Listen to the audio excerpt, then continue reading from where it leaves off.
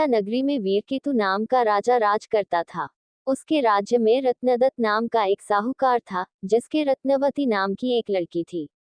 वह सुंदर थी। वह पुरुष के भेष में रहा करती थी और किसी से भी ब्याह नहीं करना चाहती थी। उसका पिता बड़ा दुखी था। इसी बीच नगर में खूब चोरियां होने लगी। प्रजा दुखी हो गई। कोशिश करने पर भी जब चोर पकड़ में न आया तो राजा स्वयं उसे पकड़ने के लिए निकला। एक दिन रात को जब राजा भेष बदलकर घूम रहा था तो उसे परकोटे के पास एक आदमी दिखाई दिया। राजा चुपचाप उसके पीछे चल दिया। चोर ने कहा, तब तो तुम मेरे साथी हो, आओ मेरे घर चलो। दोनों घर पहुंचे। उसे बिठला कर चोर किसी काम के लिए चला गया। इसी बीच उसकी दासी आई और बोली, तुम यहाँ क्यों आए हो?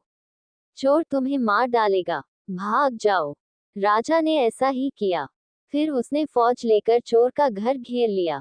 जब चोर ने ये देखा तो वह लड़ने के लिए तैयार हो गया। दोनों में खूब लड़ाई हुई। अंत में चोर हार गया। राजा उसे पकड़कर राजधानी में लाया और से सूली पर लटकाने का हुक्म दे दिया। संयोग से रत्नवती ने उसे देखा तो वह उस पर मोहित हो गई।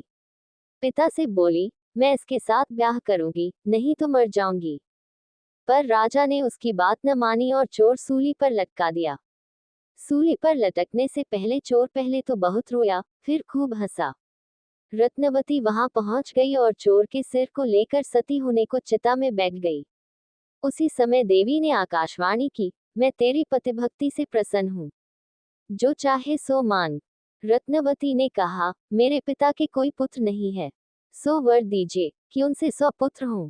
देवी प्रकट होकर बोली, यही होगा, और कुछ मांगो। वह बोली, मेरे पति जीवित हो जाएं। देवी ने उसे जीवित कर दिया। दोनों का विवाह हो गया। राजा को जब यह मालूम हुआ तो उन्होंने चोर को अपना सेनापति बना लिया।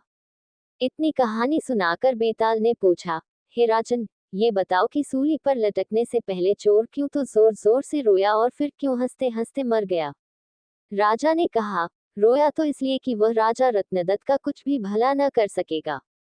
हंसा इसलिए कि रत्नवती बड़े बड़े राजाओं और धनिकों को छोड़कर उस पर मुग्ध होकर मरने को तैयार हो गई।